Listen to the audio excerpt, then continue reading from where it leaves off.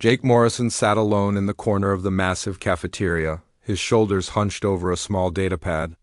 The screen glowed with mathematical equations that would have impressed any professor back on Earth, but here at the Galactic Academy, his work meant nothing.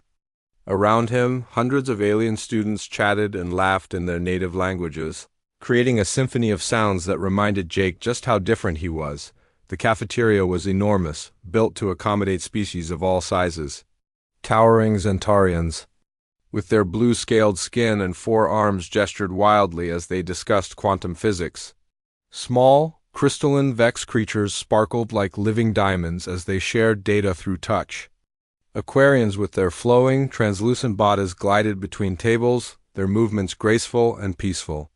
In the center of it all sat Jake, the only human visible in the entire room. He tried to focus on his homework, but the whispers kept reaching his ears. The words were in Galactic Standard, the common language everyone used, so he understood every cruel comment. "Look at the primitive human, still using a physical device to calculate," said a Zentarian student named Kexvar. His friends laughed, their voices carrying across the room.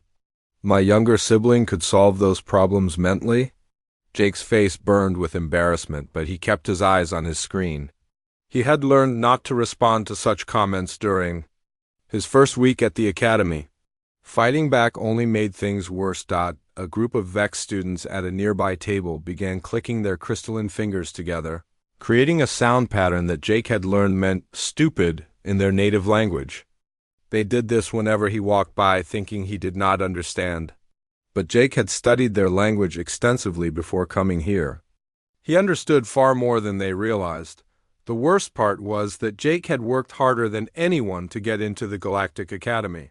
Earth had only 12 spots available for human students, chosen from millions of applicants. Jake had scored perfectly on every entrance exam, mastered 4 alien languages, and written research papers that impressed the selection committee. He thought his knowledge and dedication would earn him respect among his peers. Instead, he found himself completely alone. His roommate assignment had been a disaster from the beginning. Vexka, a 4-armed Korthek with green skin and sharp teeth, had taken one look at Jake and immediately requested a room transfer. When asked why, Vexka had simply said, "I cannot share space with such a weak species. The human will slow down my studies." The housing office had tried to find Jake other roommates, but every alien student found excuses to avoid living with him. Now, Jake lived alone in a room designed for 2, surrounded by empty space that served as a constant reminder of his isolation. His professors were not much better than his fellow students. During his advanced physics class, Professor Zekthal, a tall Zentarian with silver scales, had openly questioned whether humans belonged in such advanced courses. Perhaps Morrison would be more comfortable in remedial mathematics, the professor had suggested after Jake struggled with a particularly complex equation. The entire class had erupted in laughter. Jake had wanted to explain that human mathematical systems were simply different, not inferior, but he knew better than to speak up. Every time he tried to defend himself or his species, it only reinforced their belief that humans were argumentative and primitive. The only subject where Jake truly excelled was xenobiology, the study of alien life forms. While other students memorized facts about different species for their exams, Jake genuinely loved learning about the incredible diversity of life in the galaxy. He had read every available text about creatures from distant worlds, their behaviors, their biology, and their cultures. His favorite subject of study was the dragons of Draconis Prime. These magnificent creatures had once ruled an entire star system, but centuries of hunting had reduced their population to fewer than 1,000 individuals. Most people in the galaxy viewed them as dangerous beasts, valuable only for their scales and organs, which were used in expensive medicines and luxury items, but Jake saw something different in the old texts and videos. The dragons moved with intelligence, their eyes showed awareness, and their social structures were complex. He suspected there was much more to these creatures than anyone realized, but his professors dismissed his theories as human romanticism. As Jake worked on his xenobiology assignment, the noise in the cafeteria suddenly died down. He looked up to see what had caused the silence and immediately understood. Lisa-chan, another human student, had just entered the room. Lisa was in her third year at the academy, one of the few humans who had managed to last longer than a semester. She was brilliant, focused, and had somehow earned a grudging respect from some of her alien classmates. Jake admired her from a distance, but had never worked up the courage to speak to her. She represented everything he hoped to become someday. But as Lisa walked through the cafeteria, Jake noticed that she sat alone too. Even after 3 years, she had no friends among the alien students. The respect she had earned was professional, not personal. She was tolerated, not welcomed. The realization hit Jake like a physical blow. Even the most successful humans at the academy were still outsiders. No matter how hard he worked or how much he achieved, he would always be seen as inferior by his alien classmates. Outside the large windows, Jake could see the academy's beautiful grounds stretching toward the horizon. Gardens filled with plants from dozens of worlds created a rainbow of colors under the light of 3 suns. Flying vehicles moved through the sky in orderly patterns, carrying students and faculty. Between the various buildings that made up the academy complex, it was a paradise of learning and discovery. Everything Jake had dreamed of when he applied to study here. But paradise meant nothing when you experienced it alone. The afternoon was getting late, and the cafeteria began to empty as students headed to their evening classes or back to their dormitories. Jake gathered his things slowly, dreading the walk back to his empty room. The covered walkways between buildings would be busy with groups of friends chatting and laughing together, and he would once again be the lone figure walking silently. Among them, as Jake stood to leave, he accidentally knocked over his water bottle. The container rolled across the floor, and several nearby alien students watched with amusement as he scrambled to retrieve it. One of them, a young Aquarian, said something in her native language that made her friends laugh. Jake did not understand the words, but the tone was clear enough. He grabbed his water bottle and hurried toward the exit, his face red with embarrassment. The automatic doors slid open with a soft hiss, and Jake stepped out into the covered walkway that would take him back to his dormitory. The weather outside was turning bad. Dark clouds gathered overhead, and the first drops of rain began, pattering against the transparent dome that covered this section of the academy. Most students hurried along the walkways, eager to reach their destinations before the storm hit. Jake actually preferred the rain. It gave him an excuse to walk more slowly, to delay his return to the lonely room that waited for him. The sound of raindrops on the dome was peaceful, drowning out the chatter of passing students and giving him a few moments of quiet. As he walked, Jake reflected on his situation. He had worked so hard to get here, sacrificed so much, and for what? To be treated like a second-class citizen by beings who should have been his peers. To spend his days in isolation, counting the months until he could return to Earth. But giving up was not in Jake's nature. His parents had taught him to persevere through difficult times, and he would not let them down. Somehow, he would find a way to prove that humans deserved respect. He would show these alien students that intelligence and worth were not determined by species or appearance. He just had to figure out how. The rain was coming down harder now, drumming against the dome with steady rhythm. Jake pulled his jacket tighter around his shoulders as he walked along the covered pathway toward his dormitory. Most students had already rushed inside to escape. The weather, leaving the walkways nearly empty, this suited Jake perfectly. He preferred the quiet loneliness to the crowded loneliness of being surrounded by classmates who ignored him. As he passed behind the main dining hall, Jake heard something that made him stop. It was a soft sound, barely audible over the rain, but it caught his attention immediately. The sound came again, a low whimper that spoke of pain and distress. Jake looked around, trying to locate the source. The maintenance area behind the dining hall was poorly lit, filled with large machines that processed waste and recycled water for the academy. Most students avoided this area completely, considering it beneath their notice. But Jake had always been curious about how things worked, and he had explored these service areas during his first lonely weeks at the academy. The whimpering sound came from near the thermal exhaust vents, where warm air from the building's heating system created a pocket of comfortable temperature even in the rain. Jake approached carefully, not wanting to startle whatever creature might be hiding there. What he found made him gasp in surprise and concern. Curled beneath one of the large exhaust vents was a small dragon, barely the size of a house cat from Earth. Its scales, which should have been bright and iridescent, were dull and lifeless. The creature was clearly very young, possibly just a few months old, and it was in terrible condition.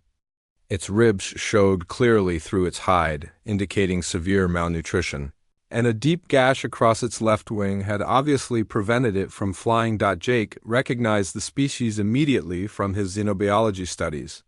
This was a juvenile draconic, minor from Draconis Prime, one of the rarest creatures in the galaxy. According to his textbooks, fewer than 1,000 of these dragons remained alive anywhere in the universe. Most people had never seen one in person, and many believed they were nothing more than dangerous animals. But Jake knew better. His research had convinced him that dragons were far more intelligent than most people realized.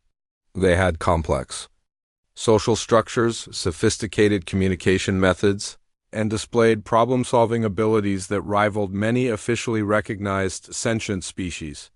The fact that this little one had somehow made it to the Academy grounds suggested intelligence and determination beyond what most people would expect from a simple animal. The dragon looked up as Jake approached, its large golden eyes reflecting fear and pain. It tried to crawl further back under the vent, but it was too weak to move very far. Jake could see that without help, the creature would not survive much longer. "Hey there, little one," Jake said softly, crouching down several feet away to appear less threatening. "I'm not going to hurt you." The dragon watched him warily but did not try to flee again. Jake could see intelligence in those golden eyes, along with a desperate hope that this strange new arrival might mean salvation rather than danger. Jake's mind raced as he considered his options. He could report the dragon to Academy security, but they would probably just capture it and sell it to collectors or researchers. Dragon parts were incredibly valuable, and even a small, sick dragon would bring enough money to fund several research projects. The thought made Jake's stomach turn. He could try to contact wildlife authorities, but the nearest dragon preserve was light years away, and he doubted they would make the expensive journey for a single juvenile. Besides, the dragon needed help immediately, not in several days when a rescue ship might arrive. That left only one option. Jake would have to help the dragon himself. "Stay right here," he told the creature, though he doubted it could go anywhere in its current condition. "I'll be back with food and medicine." Jake hurried back toward the dining hall, his heart pounding with nervous energy. The cafeteria was nearly empty now, with only a few late diners finishing their meals. The serving area was closed, but Jake knew that leftover food was often left on the warming trays until the cleaning crew arrived. He grabbed several protein bars that were designed to meet the nutritional needs of various alien species. Dragons were omnivores according to his research, so these should be safe for the creature to eat. He also filled his water bottle with fresh, clean water and grabbed some napkins that he could use for cleaning. Next, Jake rushed to his dormitory room and retrieved his basic first aid kit. Every student was required to have one, though Jake had never expected to use his on a dragon.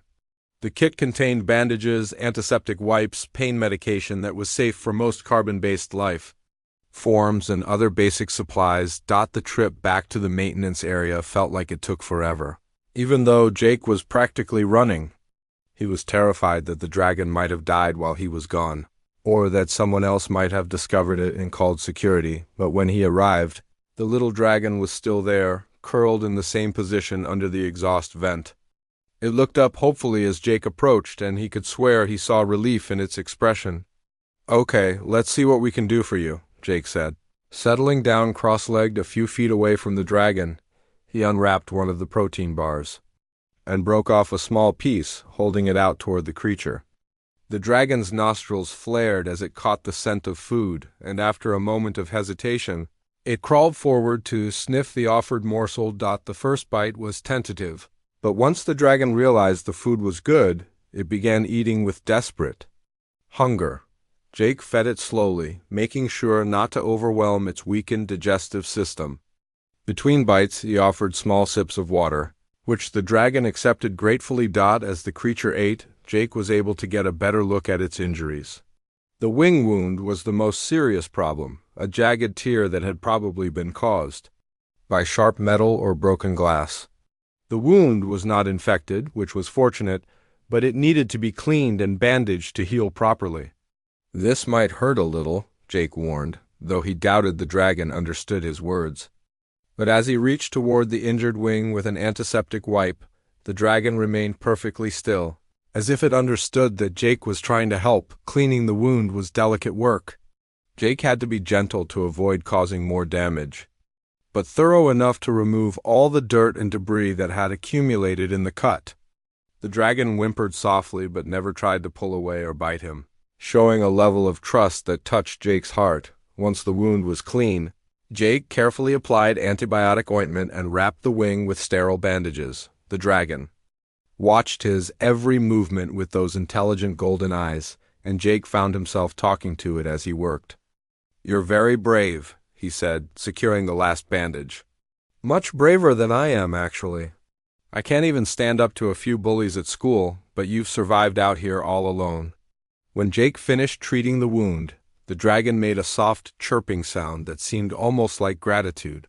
It nudged against his hand with its small head, a gesture that reminded Jake of a cat seeking affection. The simple contact sent a wave of emotion through Jake that surprised him with its intensity. For the first time since arriving at the academy, he felt needed. This small, helpless creature depended on him for survival, and that responsibility felt more meaningful than any grade or achievement he had earned in his classes. "You need somewhere warm and dry to recover," Jake said, looking around the maintenance area.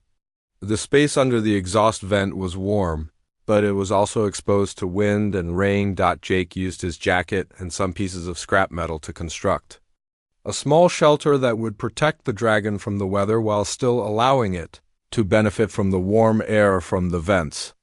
He left the remaining protein bars and a container of water within easy reach, along with some soft rags that the dragon could use for bedding. "I'll come back tomorrow morning to check on you," Jake promised, gently stroking the dragon's neck. The creature made another soft chirping sound and curled up in its new shelter, looking more comfortable than it had since Jake first found it. As Jake walked back to his dormitory, he felt something he had not experienced in months: hope. Not hope for better grades or social acceptance, but something deeper and more meaningful. He had made a difference in another creature's life, and that felt more important than anything else that had happened to him at the academy. That night, Jake spent hours researching dragon care and nutrition on his datapad. He read everything he could find about their dietary needs, their social behaviors, and their healing processes. Most of the information was limited because so few people had ever studied living dragons, but Jake absorbed every detail he could find. For the first time since arriving at the Galactic Academy, Jake fell asleep with a smile on his face. Tomorrow, he would have someone waiting for him, someone who needed him and trusted him. It was not the friendship he had hoped to find among his classmates, but it was something even more precious, a bond based on compassion and mutual care. Outside his window, the rain continued to fall, but Jake no longer found it lonely. Somewhere out there, a small dragon was sleeping safely because of his kindness, and that knowledge filled the empty spaces in his heart with warmth. Jake woke up earlier than usual the next morning, his mind immediately turning to the small dragon he had helped the night before. He had dreamed about golden eyes and soft chirping sounds, and he felt anxious to check on his new friend. After quickly getting dressed and grabbing some fresh food from the cafeteria, Jake hurried to the maintenance area behind the dining hall. The little dragon was awake and alert when Jake arrived, and it greeted him with excited chirping sounds that made Jake's heart feel warm. The creature looked much better than it had the previous evening. Its scales had regained some of their natural shine, and its eyes were brighter and more focused. The makeshift shelter had protected it from the rain, and the warm air from the exhaust vents had helped it recover some of its strength. "Good morning, little friend," Jake said, settling down beside the shelter. "You look much better today." The dragon crawled out of its hiding place and nuzzled against Jake's hand, clearly happy to see him. Jake carefully examined the bandaged wing and was pleased to see that the wound appeared to be healing well. There was no sign of infection, and the dragon seemed to have more mobility than it had the day before. Jake offered fresh food and water, which the dragon accepted eagerly. As it ate, Jake noticed something interesting about its behavior. The dragon kept looking up at the sky and making soft, melodic calls that were different from the chirping sounds it had made before. These calls were more complex, almost like a song, and they seemed to carry a long distance on the morning air. "What are you trying to tell me?" Jake asked, following the dragon's gaze upward. "Are you calling for your family?" The dragon continued. "It's singing calls, pausing only to eat or drink." Jake found the sounds beautiful and haunting, unlike anything he had ever heard before. According to his research, dragons were known to have sophisticated vocal communication, but most scientists believe their calls were simple signals for basic needs, like food or territory. This was clearly something much more complex. As Jake spent time with the dragon, he began to notice other changes in its behavior. The creature seemed more alert and energetic, but also increasingly restless. It would look at Jake with what seemed like gratitude, then turn its attention back to the sky and resume its calling. After about 30 minutes of this pattern, Jake began to feel uneasy. The dragon's calls were growing louder and more frequent, and he had the strange feeling that something important was about to happen. The morning air felt different somehow, charged with an energy that made the hair on his arms stand up. Then he saw the first shape on the horizon. At first, Jake thought it might be a flying vehicle or perhaps a large bird native to this world. But as the shape grew closer, he realized with shock that it was a dragon. A full-grown adult dragon, much larger than his small friend, flying directly toward the academy. "That's impossible," Jake whispered to himself. "There are no dragons on this planet." But even as he spoke, more shapes appeared in the distance. First 2, then 5, then dozens of dragons flying in perfect formation across the morning sky. Jake's mouth fell open as he watched the incredible sight unfold before his eyes. The little dragon beside him became even more excited, chirping and calling with renewed energy. It was clear that these approaching dragons were responding to its calls, but Jake could not understand how so many of them had arrived so quickly, within minutes. The sky above the Galactic Academy was filled with dragons of every size and description. Jake recognized species from his textbooks that he had never expected to see outside of old photographs. There were the massive golden patriarchs with their gleaming scales and ancient wisdom. Sleek silver hunters moved through the air with deadly grace. Smaller copper scouts darted between their larger relatives like schools of metallic fish, but what amazed Jake most was their behavior. The dragons were not flying randomly or showing signs of aggression. Instead, they moved in organized formations that spoke of intelligence and planning. They were clearly working together toward some common purpose. As more and more dragons arrived, Jake began to feel genuinely frightened. He had read stories of dragon swarms that had destroyed entire cities in the old days before hunting had reduced their numbers. Surely the Academy's defense systems would activate soon to deal with this threat. The dragons began landing in the Academy's courtyards and open spaces, arranging themselves in neat rows that reminded Jake of military formations. The largest dragons positioned themselves at the front, while smaller ones filled in behind them. Despite their fearsome appearance, they made no aggressive moves toward any of the buildings or people. By now, other students and faculty members had noticed the dragon assembly and were gathering at windows and doorways to watch in amazement. Jake could hear excited voices and frightened whispers coming from the nearby buildings as word spread throughout the academy. The little dragon in Jake's arms seemed to be conducting the entire gathering with its melodic calls. Each time it sang, the newly arrived dragons would adjust their positions or respond with calls of their own. It was like watching a complex musical conversation that Jake could not understand, but found absolutely fascinating. Emergency alarms began sounding throughout the academy complex as the security systems finally registered the massive dragon presence. Jake could see faculty members running between buildings, probably trying to coordinate some kind of response to this unprecedented situation. Flying vehicles launched from the Academy's security hangars, but they maintained a respectful distance from the dragons rather than attempting to engage them. As the assembly continued to grow, Jake realized that he was witnessing something that had never happened before in recorded galactic history. Every dragon species he had studied was represented in the gathering, and their numbers suggested that the entire remaining dragon population of the galaxy had somehow mobilized to come to this one location. But why here and why now? The answer seemed to be connected to the small dragon in his care, but Jake could not understand how one injured juvenile could have summoned such a massive response. According to everything he had learned, dragons were solitary creatures that rarely gathered in groups larger than a few dozen individuals. The largest dragon in the assembly, an ancient golden patriarch that must have been over 50 feet long, positioned itself directly in front of the main academic building. Its presence was so commanding that even the other dragons seemed to defer to it. When it spread its massive wings and raised its head to look at the building, every other dragon in the assembly fell silent. The sudden quiet was almost more unsettling than the previous cacophony of dragon calls. Hundreds of incredibly powerful predators sat in perfect stillness, all focused on the academy buildings as if waiting for something specific to happen.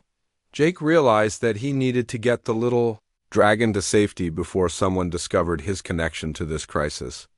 If the faculty learned that he had been caring for a dragon, they might blame him for somehow causing the assembly. He gently scooped up his small friend and began moving toward his dormitory building, hoping to avoid detection. But as he tried to leave the maintenance area, the little dragon began struggling in his arms. It chirped urgently and pointed toward the main courtyard where the Golden Patriarch waited. Jake tried to calm it, but the dragon became increasingly agitated.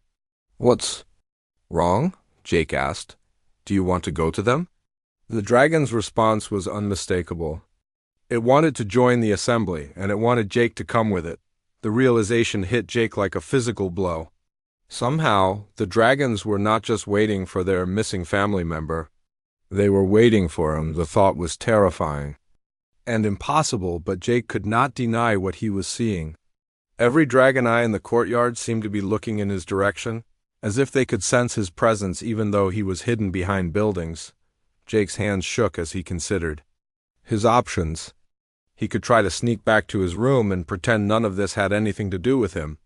But the little dragon in his arms would not let him forget his responsibility. It continued to chirp and struggle, clearly determined to rejoin its family. On the other hand, walking out into a courtyard filled with hundreds of dragons seemed like certain death, even if they meant no harm to him personally. Jake was just a small human who could easily be crushed by accident in such a gathering. As he wrestled with his decision, Jake heard voices approaching from the main buildings. Faculty members were organizing search teams to look for the cause of the dragon assembly.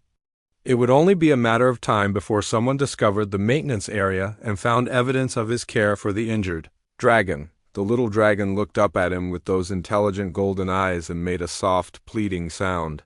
In that moment, Jake realized that he had already made his choice. From the moment he had decided to help this creature, he had committed himself to seeing the situation through to its conclusion. Taking a deep breath to steady his nerves, Jake began walking toward the main courtyard. The little dragon settled calmly in his arms, as if it had known all along that he would make the right decision. As they approached the edge of the courtyard, Jake could see the massive golden patriarch turning its ancient head toward them. Jake stood at the edge of the main courtyard, his heart beating so fast he thought it might explode.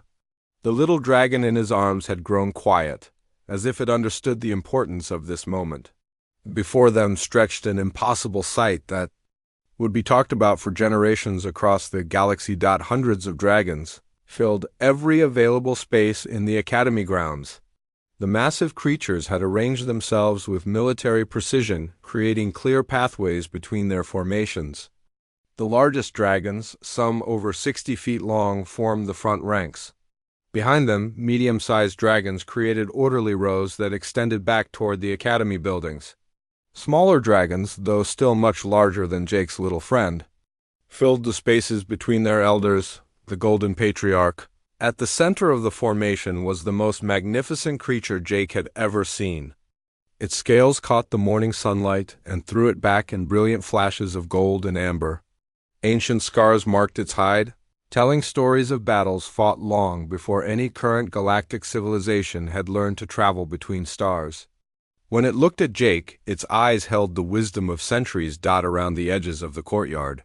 Academy faculty and students pressed against windows and doorways, trying to understand what was happening. Jake could see Dean Morthok, the distinguished Zentarian who ran the academy, standing with a group of professors near the main building. They were all talking frantically into communication devices, probably calling for help from galactic authorities. Security forces had surrounded the academy, but they maintained a careful distance from the dragons. Jake could see armed vehicles, positioned on nearby hills, their weapons trained on the assembly. Military spacecraft circled overhead, ready to respond if the dragons made any aggressive moves, but the dragons showed no sign of hostility. They simply waited, as still as statues, their attention focused on the Golden Patriarch and the small human boy who stood at the edge of their gathering. Jake took a shaky step forward, then another. The little dragon in his arms chirped softly, encouraging him to continue. As Jake moved closer to the assembly, he noticed something remarkable happening. The nearest dragons turned their heads to watch him, but instead of showing aggression or suspicion, they seemed to be showing respect. Massive silver hunter, its scales gleaming like polished metal, lowered its head as Jake passed by. A group of copper scouts moved aside to create a wider path for him to walk through. Even the most fearsome-looking battle dragons, creatures that could have torn apart armored vehicles with their claws, watched him with what looked like curiosity, rather than threat. As Jake walked deeper into the dragon assembly, he began to hear whispers from the academy buildings behind him. His fellow students were recognizing him, and their voices carried clearly in the still air. "That's the human boy," said a Zentarian student. "The one who sits alone in the cafeteria. Why are the dragons not attacking him?" asked a vexed crystal being, her voice tinkling like broken glass. "He should be dead by now." "Look how they move aside for him," observed an aquarium professor. "It is as if they are showing him honor." Jake tried to ignore the voices and focus on moving forward. Each step brought him closer to the Golden Patriarch, and each step made him more aware of the incredible power surrounding him. Any one of these dragons could end his life with a casual swipe of their claws, yet he felt safer than he had ever felt at the academy. The little dragon in his arms began to sing again, its melodic voice carrying across the courtyard. Immediately, every other dragon in the assembly joined in the song. The harmony that filled the air was unlike anything Jake had ever heard. It was beautiful and haunting, complex and simple at the same time. The music seemed to resonate in his bones, making him feel connected to something much larger than himself. As the song continued, Jake noticed that his fellow students and the faculty members had stopped talking. Even the security forces seemed mesmerized by the dragon music. The entire academy had fallen silent except for the incredible chorus of dragon voices. When Jake was about 50 feet from the Golden Patriarch, the great dragon raised one massive claw and the singing stopped immediately.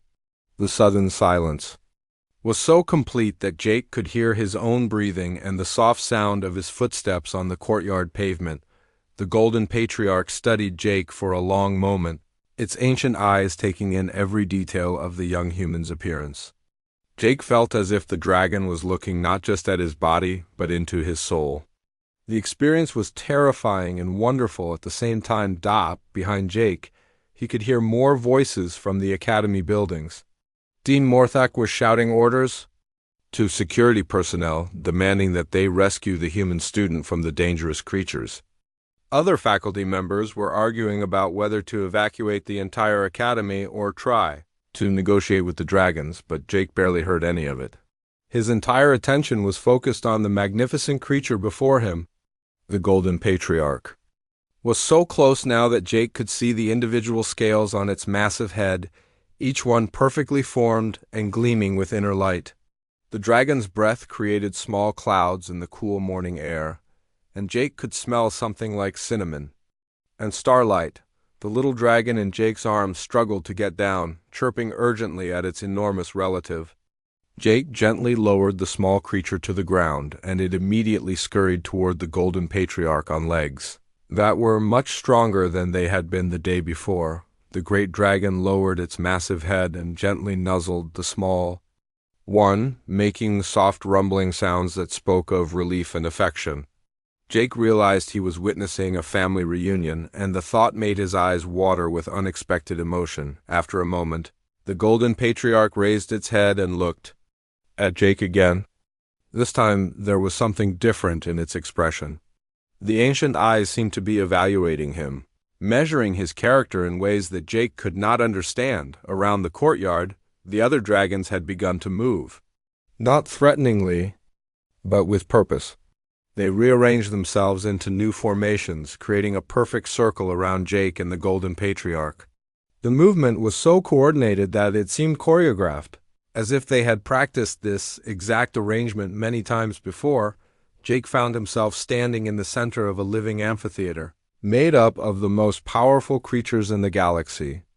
Every dragon eye was focused on him, waiting for something to happen.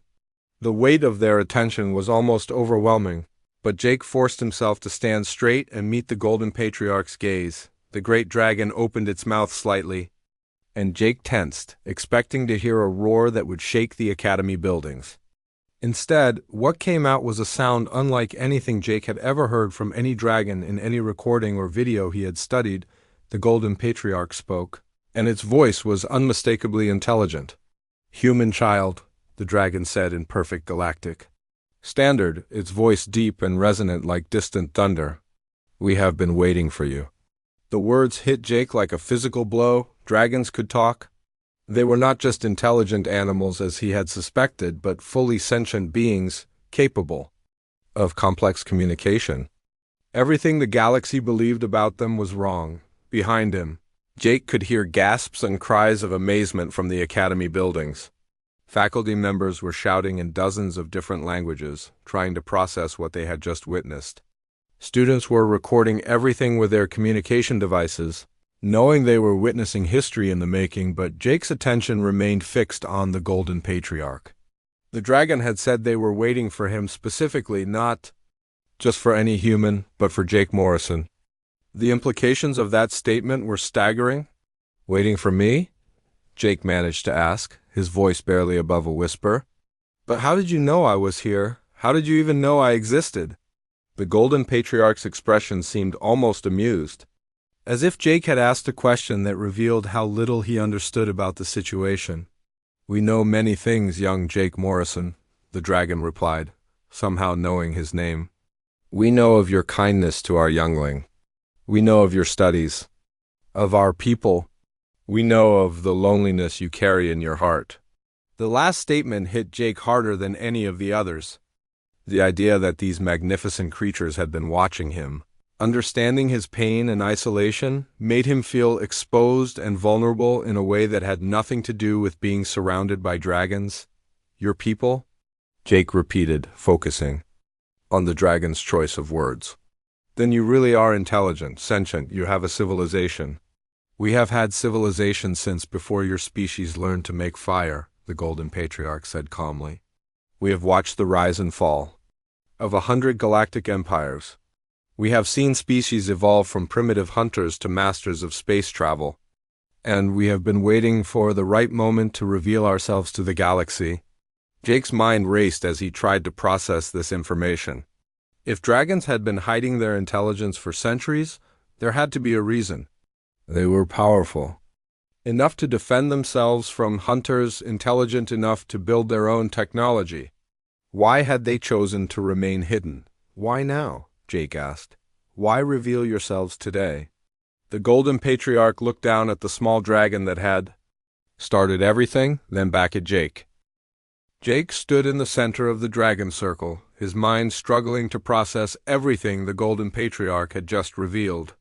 The massive creature before him represented not just a single intelligent being, but an entire hidden civilization that had been watching the galaxy for thousands of years. The weight of this knowledge made Jake feel dizzy. "I still don't understand," Jake said, his voice shaking slightly. "How did you know what I did?" "I only found your youngling yesterday evening." The Golden Patriarch's eyes seemed to twinkle with something that might have been amusement.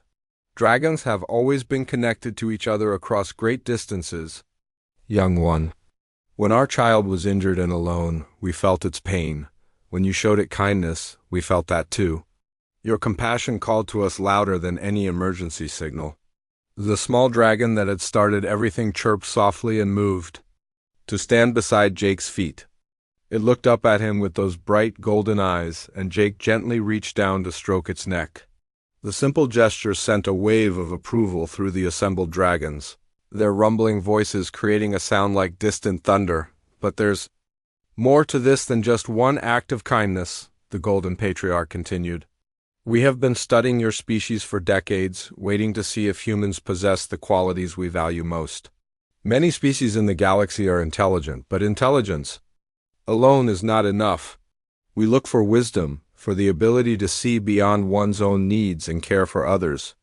Jake thought about all the times his classmates had mocked him for being weak or primitive. If only they could see him now, standing as an equal among creatures that were older and more powerful than any civilization they knew.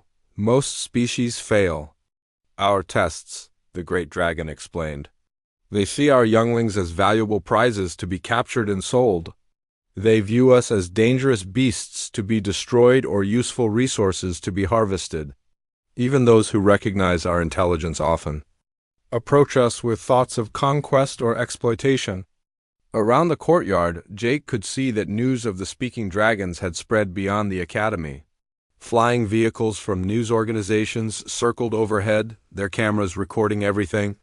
Government officials were arriving in heavily armed ships, probably planning to take control of the situation, but the dragons paid no attention to any of this activity. Their focus remained entirely on Jake and the conversation taking place in the center of their circle. "You are different," the Golden Patriarch said, its voice carrying across the courtyard with perfect clarity. "When you found our child, your first thought was not of profit or glory. You did not consider what reward you might receive or how this discovery might advance your position at the academy. You simply saw a creature in pain and acted to help it." Jake felt heat rising in his cheeks. "Anyone would have done the same thing," he protested. "No," the dragon replied firmly, "most would not. We have tested thousands of individuals from dozens of species over the centuries. Very few pass our evaluation. You are the first human to do so." The implications of this statement hit Jake like a physical blow. The dragons had been testing humanity, and somehow he had become the representative of his entire species. The responsibility felt enormous and terrifying. "What does this mean?" Jake asked. "What happens now?" The Golden Patriarch raised its massive head and looked out over the assembled dragons before responding. "It means that humanity has earned our protection and our friendship. For too long, your species has been dismissed by the older galactic civilizations as primitive and unworthy of respect. That ends today." The great dragon's voice grew louder, carrying clearly to the academy buildings where faculty and students watched in stunned silence. "Let it be known throughout the galaxy," the Golden Patriarch announced, "that humans are under the protection of the dragonflights. Any who would threaten them, mock them, or treat them as lesser beings will answer to us. We have seen the true heart of humanity in this young one's actions, and we judge your species worthy of our alliance." A roar of agreement rose from the assembled dragons, a sound so powerful that it shook the academy buildings and set off alarms throughout the complex. Jake had to cover his ears as hundreds of dragon voices joined together in a declaration that would reshape the political balance of the galaxy. From the academy buildings, Jake could hear shocked voices in dozens of languages as the meaning of the dragon's words sank in. His fellow students, who had spent months treating him like an inferior being, were realizing that the primitive human they had mocked was now allied with the most powerful force in known space. "But there is more," the Golden Patriarch said, turning its attention back to Jake. "We offer you personally something that has not been given to any being in over 1,000 years. We offer you the bond of dragon friendship, a connection that will link you to our people for the rest of your life." Jake felt the small dragon at his feet chirp excitedly and rub against his leg. The little creature seemed to understand what was being offered better than Jake did. "What does that mean exactly?" Jake asked, though part of him was afraid to hear the answer. "It means that you will never be alone again," the dragon replied. "Our youngling has chosen you as its bonded companion. You will be able to communicate with it through thought and emotion. You will share a connection that goes deeper than mere friendship. And through this bond, you will have the protection and support of all dragonkind." The offer was so incredible that Jake could barely believe it was real. A few days ago, he had been the loneliest student at the academy, convinced that he would never find acceptance among his alien classmates. Now he was being offered a bond with creatures that were older and wiser than most galactic civilizations. "Why me?" Jake whispered. "I'm nobody special. I'm just a student who couldn't even make friends with his own classmates." The Golden Patriarch's expression grew gentle, almost paternal. "You are special precisely because you do not think you are special. True compassion comes not from those who expect recognition for their good deeds, but from those who help others simply because it is the right thing to do." The small dragon looked up at Jake with hopeful eyes, and Jake realized that he had already made his decision. From the moment he had found the injured creature, he had felt a connection to it that went beyond mere sympathy. The idea of having that connection become permanent filled him with a joy he had never experienced before. "I accept," Jake said, and his voice carried clearly across the silent courtyard. The response from the dragons was immediate and overwhelming. Every creature in the assembly raised its voice in a song of celebration that was more beautiful than any music Jake had ever heard.